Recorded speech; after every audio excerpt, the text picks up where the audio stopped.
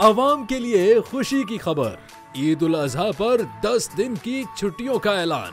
बांग्लादेशी हुकूमत ने ईद उल अजहा के मौके पर अवाम को बड़ी खुशखबरी देते हुए 10 दिन की तातीलात की मंजूरी दे दी है। चीफ एडवाइजर के प्रेस सेक्रेटरी शफीकुल इस्लाम ने अपने ऑफिशियल फेसबुक अकाउंट पर बताया कि काबीना की मंजूरी के बाद 10 दिन की सरकारी छुट्टियों का फैसला किया गया है। उन्होंने मजीद कहा कि इस तवील तातीलाती दौरानिये के बाइस दफातर 17 मई और 24 मई हफ्ते के दिन खुले रहेंगे ताकि सरकारी काम मुतासर न हो।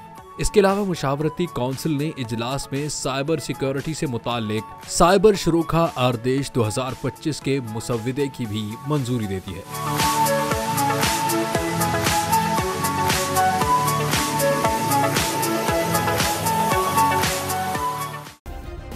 सब्सक्राइब करें और बेल दबाएं ताकि कोई खबर रह न जाए।